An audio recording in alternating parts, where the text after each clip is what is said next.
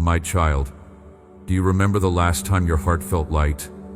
Not just okay, not just managing, light. There was a time, and you may have to reach far back to find it, when something inside your chest was not heavy. A time when laughter did not have to push past a weight to reach the surface. A time when a quiet moment was simply quiet, not a space where old pain rushed in to fill the silence. That lightness was not an accident. It was not naive happiness that existed only because you had not yet learned how hard life could be. That lightness existed because something inside you had not yet been wounded in the way it has been wounded since. Something was still whole that has since been broken. Something was still open that has since learned to close. I am not telling you this to make you grieve for what you have lost. I am telling you this because I want to take you back to that lightness. Not by erasing what happened. Not by pretending the years between then and now did not leave their marks, but by healing what those years left behind. Let me be quiet with you for a moment now. Something happens in silence that the flow of words cannot replicate. When the speaking pauses and the listening deepens, when the receiving of language gives way to the slower and more fundamental experience of simply being present with me, the healing has room to work at a level that understanding alone cannot reach. The wounds in you are not only in your mind, they are in your body, in the way you hold tension in your jaw or your shoulders, or the space between your eyes, in the way certain sounds or smells or tones of voice carry the fingerprint of old pain. The healing that I bring reaches all the way down into those places, but it requires a quality of stillness that is hard to come by in the activity of processing words. So just breathe for a moment. Let the weight you have been carrying settle down from your shoulders, not because the wound has been resolved, but because you are in the presence of the one who is resolving it, and you do not need to manage the healing process while I am doing it. You do not need to understand every step. You do not need to monitor your own progress. You do not need to verify whether what is happening is real. The verification will come in time, in the subtle changes that accumulate, in the gradual shift of how it feels to carry what you carry, in the day you notice that a particular piece of the wound has lightened without your having noticed exactly when the lightening happened. The quiet we share right now is not empty. It is full of my presence, which is full of my love, which is full of the healing that love brings when it is allowed to work in its own time and in its own way. In this stillness, in this unhurried space that belongs to the two of us, something in you is being gently rearranged, not violently, not in a way that feels disruptive or frightening, but with the quiet intentionality of someone who knows exactly what they are doing, who sees every layer of the wound and is addressing them in the right order, and who is not rushing because the work deserves to be done thoroughly and completely. Stay here for just a moment longer. Let this land. Let the words that have come before create the space they were designed to create. And in that space, let me speak one more time to the wound. You are not alone in your pain. This is perhaps the most practical thing I can say to you, because the experience of isolation inside suffering is one of the most damaging secondary wounds that pain creates. You can be in a room full of people and be completely alone in your wound. You can have relationships all around you and still carry your deepest pain in a private space that no one else has access to. Not because you are incapable of sharing, but because the wound has convinced you that sharing would be too much, would be received wrong, would result in a response that costs more than the silence does. So you have learned to be alone in it, to manage it privately, to show up for the outer world with enough of yourself held together that the wound does not show too clearly, while the interior work of simply bearing the weight continues on without acknowledgement, without witness, without anyone knowing how much the carrying actually costs you day by day. That private carrying has kept the wound yours in a way that has sometimes felt necessary, but has also kept you isolated from the very thing that would help. Because wounds heal better in the presence of love than they do in isolation. This is not a spiritual platitude. It is a simple truth about how the human interior was designed. You were not made to heal alone. You were made to heal in relationship, in the presence of love that sees the wound and does not withdraw, that acknowledges the pain and does not minimize it, that stays present through the full arc of the healing rather than looking for the moment when things seem better and using that as permission to move on. I am that love, and I am providing exactly that presence right now, in this moment, for exactly this wound. My eyes are upon you in your pain, not averted, not looking away out of discomfort or impatience. Upon you fully, with a gaze that sees everything you are carrying and does not flinch. The full weight of what you have been through is visible to me, and I am not overwhelmed by it. I am not looking for a way to deliver a quick fix and move on. I am here for the whole arc of your healing, for every part of it, for the parts that are progressing and the parts that are stuck, for the moments of breakthrough and the longer stretches of slow and undramatic process where not much seems to be happening, but the work continues underneath the surface. Let me carry this weight with you, not as a metaphor, as a real and practical sharing of the load. When you pray, when you speak these things to me, when you bring the wound into the light of my presence rather than guarding it alone in the dark, something transfers, not all at once, but the weight shifts because it is no longer only on your shoulders, it is shared. And shared weight is different in a way that anyone who has ever been helped to carry something heavy can attest to. The load does not necessarily become smaller, but the experience of bearing it changes profoundly when you are not the only one bearing it. Your tears are valid, every single one of them. The tradition I gave to my people has always made room for mourning. The deepest writings I inspired do not skip past grief into quick resolution. They sit in it. They express it in all its rawness. They give language to the full range of what it is to be a human being in pain, including the anger and the confusion and the feeling of being abandoned and the demand to understand why, and the long ordinary work of continuing to live when living is hard. The permission to grieve is not a concession to weakness. It is the acknowledgement of something true. What you have lost, or what was taken from you, or what never came that you hoped for, that loss is real. It deserves to be genuinely mourned. The tears you have shed have been true expressions of something that mattered to you, of love and hope and trust that were invested and not returned the way they were offered. They have not been wasted. They have been witnessed. Every tear has been received by me as the most honest form of prayer, the one that requires no vocabulary, no theology, no performance of the right spiritual affect, just the pure honesty of the heart that is hurting. The grief you carry about what was lost, or what was done to you, or what you hoped for and did not receive, deserves a space that is large enough for its actual size. One of the things that has complicated your healing is that the people around you and the culture around them do not always know how to hold space for grief that does not resolve quickly. There is pressure, sometimes spoken and sometimes unspoken, to be processing better, moving faster, arriving somewhere more manageable. The grief that goes on longer than expected makes other people uncomfortable, and their discomfort tends to communicate itself to the grieving person as a signal that the ongoing grief is a problem, a failure, evidence of being stuck, rather than evidence of the genuine depth of what was lost. But I do not have that discomfort. The grief that goes on for a long time, the mourning that has not been able to complete itself because it was never fully witnessed, or because new layers kept being added before the old ones healed. The tears that have accumulated over months and years into something that feels like it might be bottomless. All of that has a home in my presence. There is no duration of grief that exhausts my patience. There is no depth of mourning that makes me look for the exit. The space I hold for your grieving is exactly as large as your grief is, and it will continue to be so for as long as the grieving needs to continue.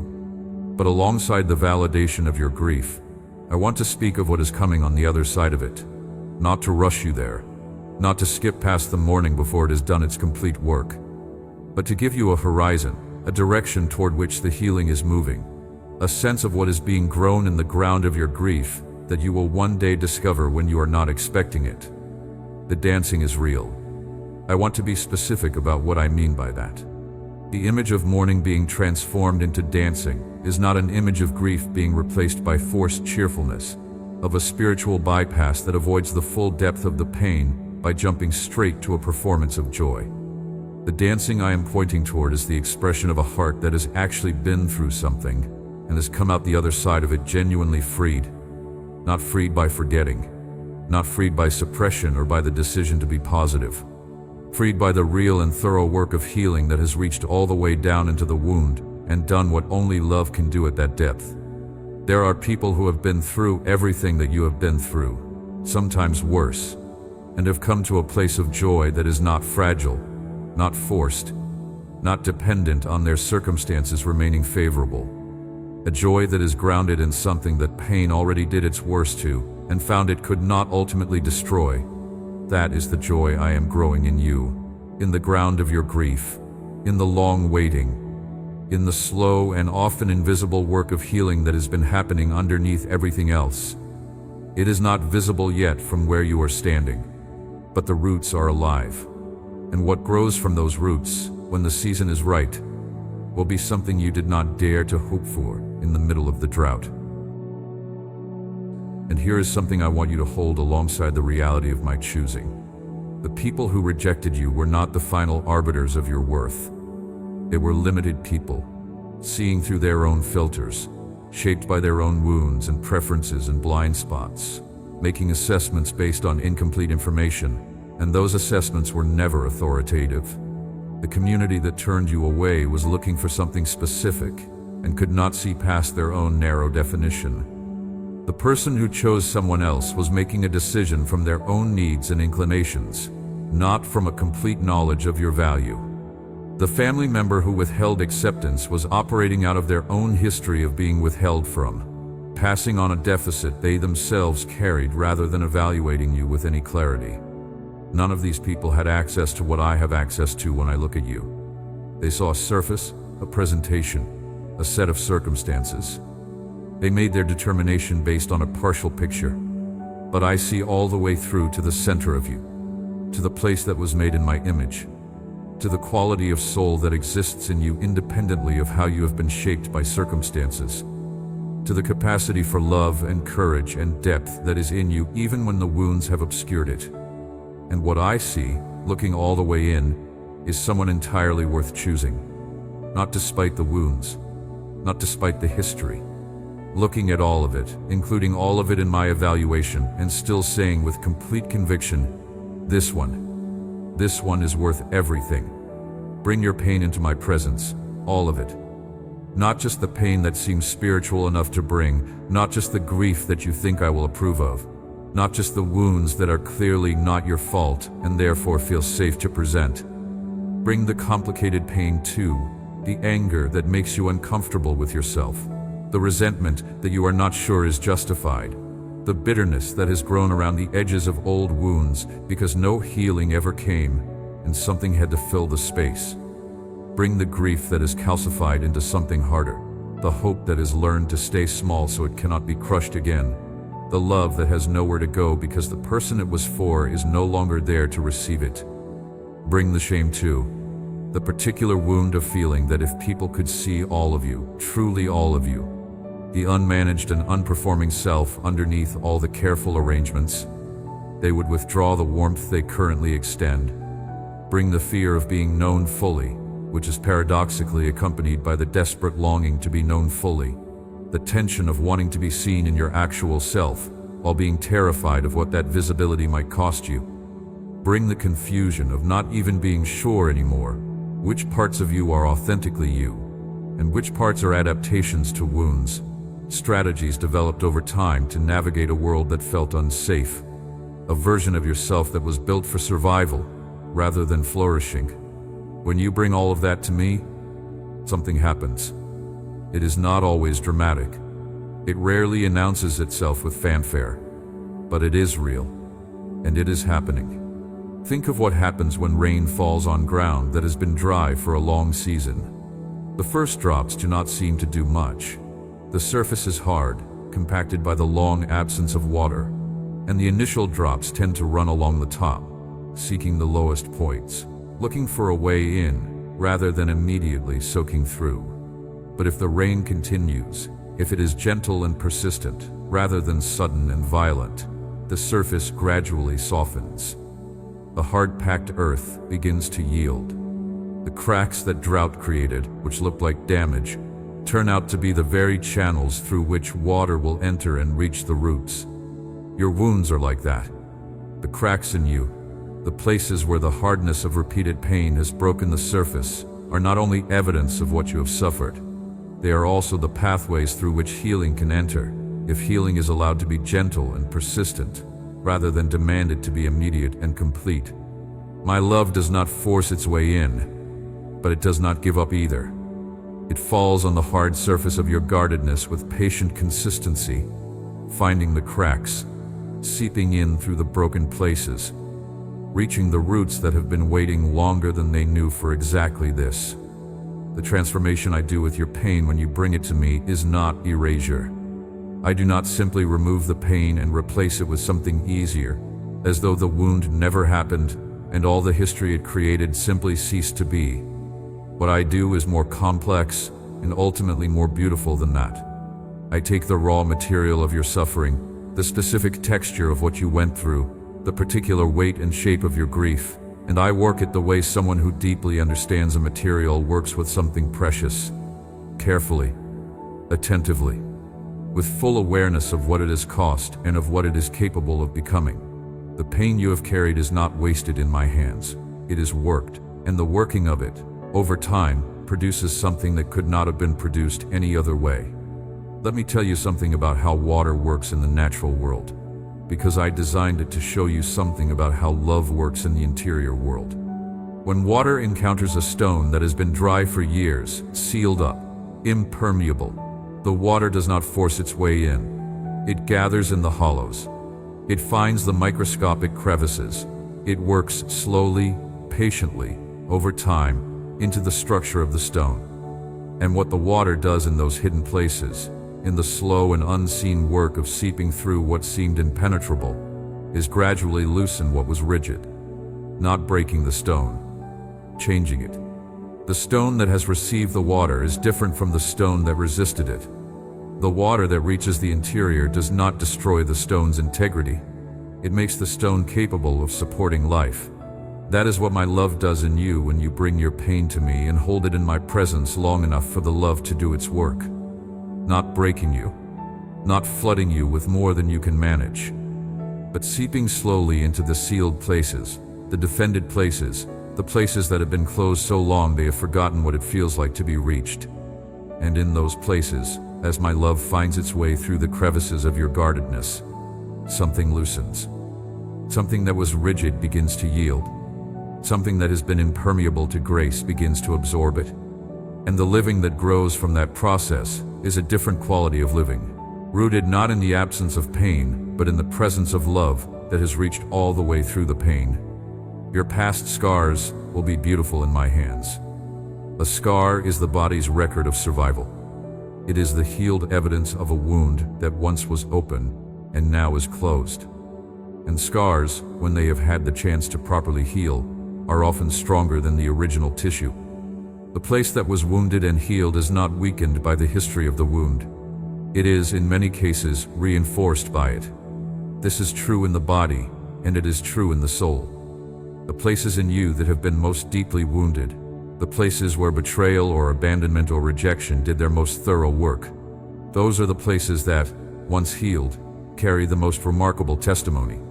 Not testimony in the sense of having a neat story with a clean resolution and a comfortable ending. Testimony in the sense of a truth that has been tested, in the sense of saying, I know what this kind of pain is. I have lived inside it. People cannot be trusted. Love has a limit. Everyone is ultimately looking out for themselves, and the sooner you fully internalize that lesson, the less you will be hurt by it in the future. That is not a revelation. It is a wound talking. And while the wound is real and the pain it draws its conclusions from is real, the conclusions themselves are not accurate. They are the distorted reasoning of a heart that has been damaged and is trying, out of self-protection, to never let the damage happen again. The overcorrection to betrayal is a closing, a hardening, a refusal to extend trust again in any form. And I understand why the heart moves in that direction. The logic of it makes a kind of sense in the immediate aftermath of devastation. But if the overcorrection is never revisited, if the closing becomes permanent, something essential is lost. The capacity for genuine relationship requires some degree of openness.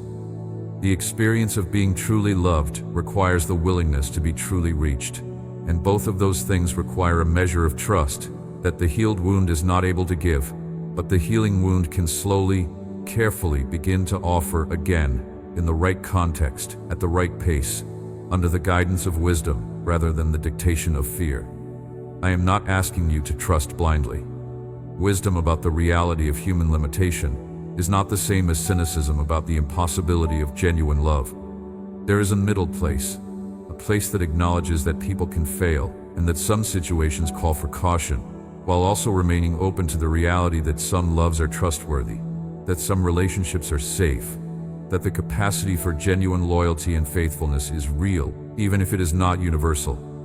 The path through the betrayal wound is not back to the unguarded innocence that was wounded before the harm came. It is forward to a wiser, more grounded openness that has learned from what happened without being permanently defined by it. What I build in you through the healing process is exactly that kind of wisdom. Not the suspicious guardedness that has no room for genuine connection, but the discernment that has been informed by experience, that can read situations with more depth and clarity than before the wound, that can recognize the signs of trustworthiness because it has also learned the signs of the opposite. The betrayal, worked all the way through healing and into wisdom, becomes one of the most useful things you have ever been given, even though the giving of it was a violation. That is not me excusing what happened. That is me showing you what I can make of what happened. Abandonment can be transformed. There is a particular grief that belongs to those who were left, a specific shape to the interior wound that forms when someone who was central to your world made the choice to go. And the word choice is important there, because part of what makes abandonment so devastating is that it was not an accident. It was a decision. Someone weighed their options, or surrendered to an impulse, or gradually drifted away over time in a series of small decisions that accumulated into a departure. And on the other side of that process was you, standing in the space where their presence had been, reorganizing everything around a new and unwanted absence. The reorganizing you did was a form of survival. It required strength you may not have fully credited yourself for in the moment. Because continuing when someone central has gone requires you to revise almost everything. Your daily routines that were built around their presence, your future plans that assumed they would be in them, your understanding of yourself as someone who mattered enough to that particular person to be chosen. That last revision, the one about your worth and your choosability, is the hardest and the one that tends to linger longest. Because the leaving can feel like a verdict, even when it is not one. It is not one. I need you to hear that as directly as I can say it. The choice another person made to leave, for whatever reason, in whatever circumstances, does not constitute a ruling on your worth. Their departure was about them, about their capacity or incapacity, their fear or their failure or their own wound that made staying impossible for them in that moment, not about an objective assessment of your value. The jury of one that you allowed to pronounce judgment on your worth when they left was not a legitimate court. The verdict they seemed to render was not binding, but I understand that knowing this and feeling this are not the same experience. The felt sense of abandonment, the visceral knowledge that someone chose to go rather than to stay, tends to leave a particular residue in the body, a bracing, a guarding, a way of holding yourself in relationship that says, I will not let anyone close enough to do this again. I will keep enough distance that if they leave, it will not hollow me out the way the last leaving did. And that self-protective posture makes complete sense, given what you have lived through. It was born from wisdom, or what felt like wisdom in the wake of the pain. But over time it becomes its own kind of wound, because the same distance that protects you from being hurt, again, also protects you from being fully loved, fully known, fully held. The transformation I am speaking of for abandonment is not a simple thing. It is not a matter of telling yourself the right thoughts until the fear of being left again disappears. It is the slower, more profound work of learning, through repeated experience, that some loves do not leave. And the primary evidence of that truth is me. My commitment to you has outlasted every human departure. Every time someone left your life, I was there in the leaving, not rejoicing in it, not engineering it, but present in its aftermath, in the raw space of the loss, refusing to add my own departure to the devastation of theirs. Every morning you have woken up and I have been there. Every night when the loss felt freshest and the absence of the one who left was most present, I was there. In every season of trying to rebuild, and in every season of wondering if rebuilding was even possible, my hand has been on your shoulder. My love has been at the exact frequency your heart needed to hear, even when you could not quite tune into it. The practice of abandonment healing is the slow discovery of this constancy. It is the accumulation of evidence that tells your heart a different story than the one the leaving told. And that evidence is building quietly every day that you bring your heart back to me and find me exactly where I have always been. The transformation does not erase the scar of what you lost. Some losses leave a permanent imprint, and the person or the relationship or the version of your future that left with the one who abandoned you may not be fully restored in this life, but the meaning of the loss can be transformed. The story that the loss tells about your worth and your future and your capacity for love can be revised, not by pretending it did not happen, but by allowing me to write a deeper narrative over it, one that acknowledges the reality of the wound while insisting that the wound is not the whole story, that something is being built in and through and despite what was lost. Rejection does not have the last word. Sit with that for a moment. Really sit with it. Because rejection is one of the most tenacious lies. It whispers its verdict in a voice that sounds authoritative, that sounds final, that sounds like it comes from someone who has the right to pronounce such things, but it does not. The rejection you experienced, whether it came from a person who chose someone else over you, from a community that closed its doors to you, from a family that was supposed to embrace you and found reasons not to, from a world that did not make room for the particular person you are, none of those rejections have the authority to define you. None of them constitute the truth about who you are or what you are worth or what kind of future is available to you. The wound of rejection strikes at something uniquely vulnerable in the human heart. The longing to be wanted, to be chosen, to be the one that someone's eyes light up when they see. That longing is not vanity or neediness or weakness. It is the natural expression of how I designed you. You were made for belonging. The desire to be genuinely accepted and genuinely chosen is built into the core of your being because it reflects something about how I created relationship. The rejection that frustrated that desire struck at something deeply real, something that was designed to receive love, and the pain of it is proportional to the depth of the need it frustrated. But here is the truth that rejection has been working to bury. You have already been chosen, before any of the people who would later reject you had the opportunity to form their opinion, before you had done anything to earn approval or to deserve dismissal. I chose you. I called you by name. I gave you a specific and irreplaceable place in the story I am writing through all of history. And the choosing was not provisional. It was not on the condition that you perform well enough or remain consistent enough or manage to stay within certain acceptable boundaries of behavior or appearance or personality.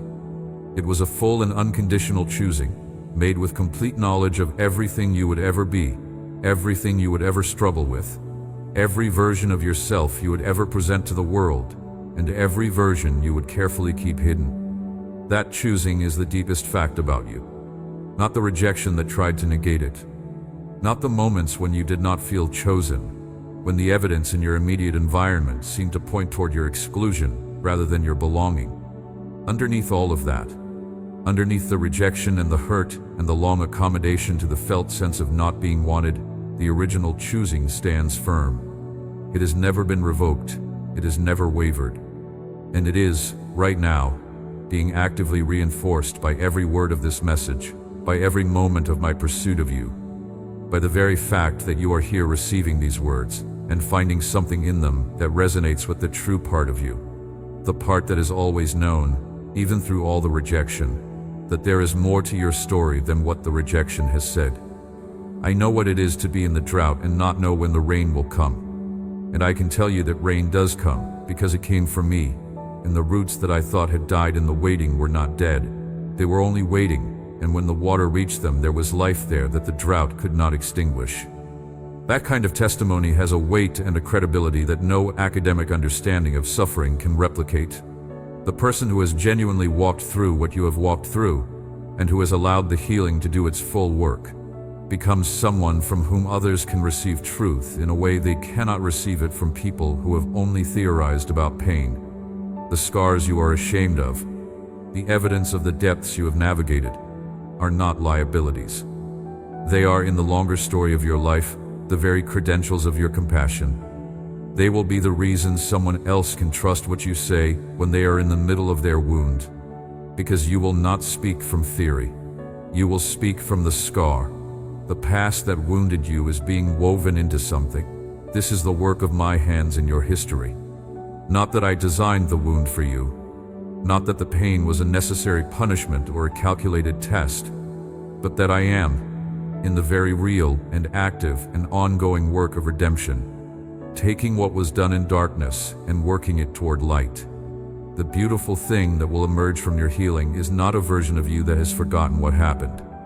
It is a version of you that carries the wisdom of what happened and has been transformed by it, made deeper and more tender and more genuinely helpful to others because of it, rather than in spite of it. Healing is not a luxury. It is your right as my child. I need to speak to something that has been operating in you, a belief you may not have examined directly, but that has been quietly shaping your relationship to your own pain. The belief that healing is something that comes after you have done enough work, proven sufficient faith, demonstrated the right level of spiritual maturity. The belief that needing healing is in some way a spiritual inadequacy, a sign that you are not far enough along on your journey. The belief that other people's wounds are more legitimate than yours, more deserving of attention, more worthy of the space and time that healing requires. None of these beliefs are true, and all of them have been keeping you from receiving what I have been trying to give you. Healing is not a reward. It is not given to the people who have suffered the right amount or in the right way, or who have responded to their suffering with the right spiritual posture. It is not withheld from the people who are angry or confused or who have made mistakes in the wake of their pain. It is not earned. It is given. It is given because you are mine, because you are my child, because the love I have for you does not require you to present yourself in a particular condition before I am willing to treat you. A good doctor does not demand that the patient first prove they deserve treatment. The patient comes with the wound, and the doctor brings the healing. That is the entire arrangement, and that is what is available to you right now. The voice that tells you your need is too much, that you should be stronger than this by now, that the ongoing tenderness of your heart is an embarrassment rather than a legitimate response to real suffering. That voice does not come from me. It comes from the accumulated weight of a world that is often impatient with slow healing and uncomfortable with expressed pain.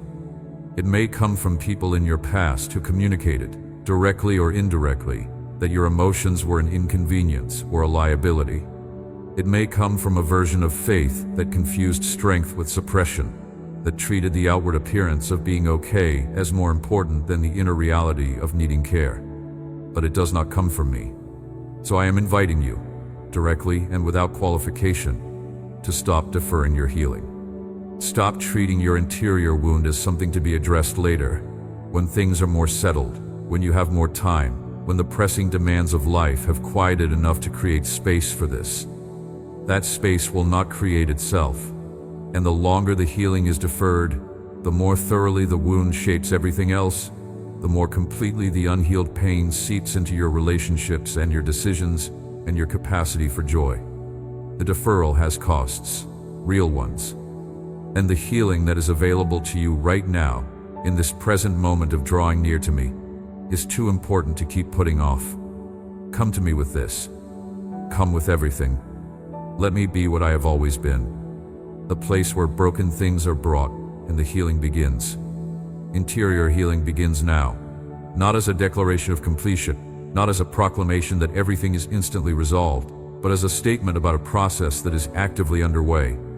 The beginning of a thing is real even when the middle is still ahead and the end is not yet visible.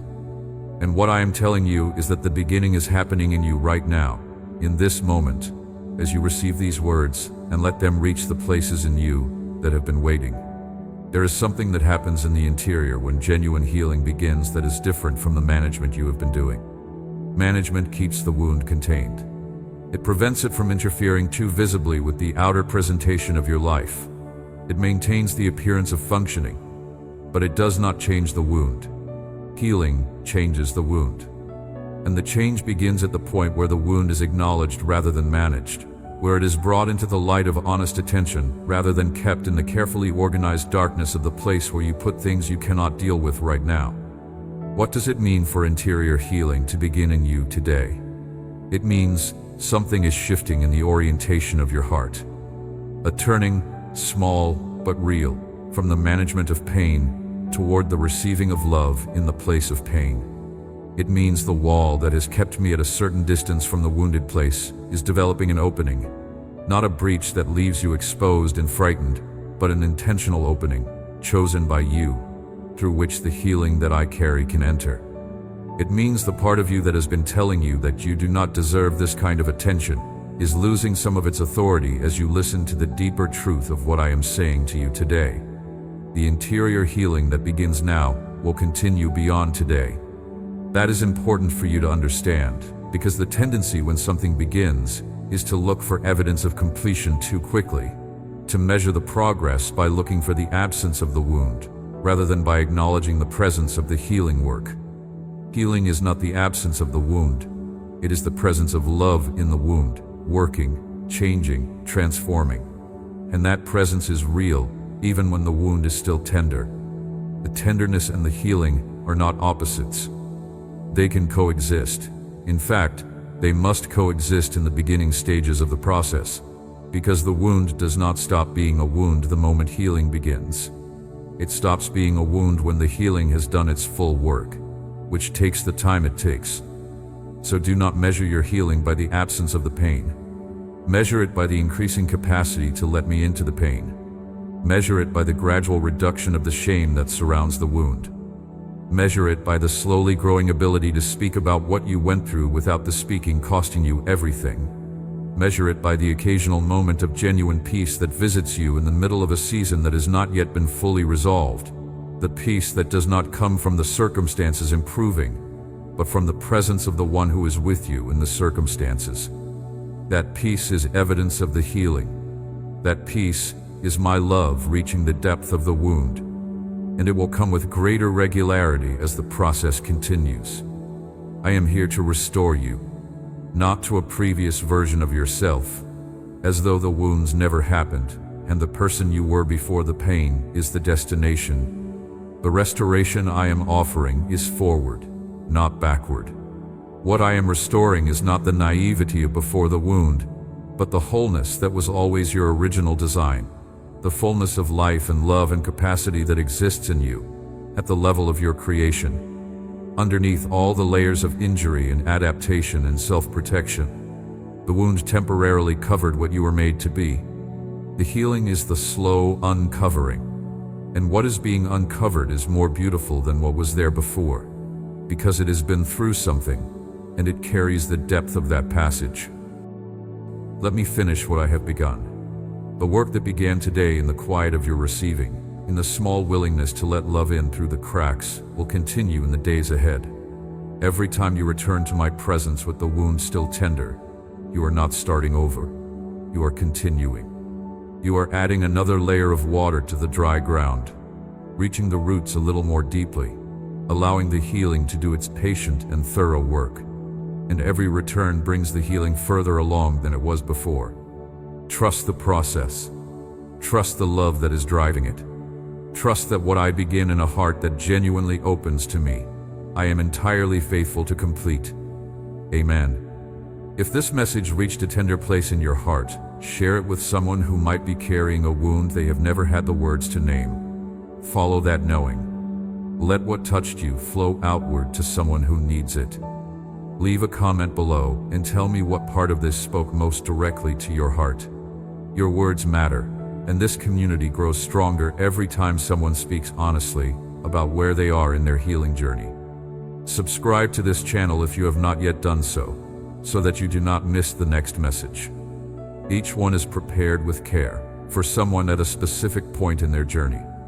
You are not here by accident, and I am grateful you stayed.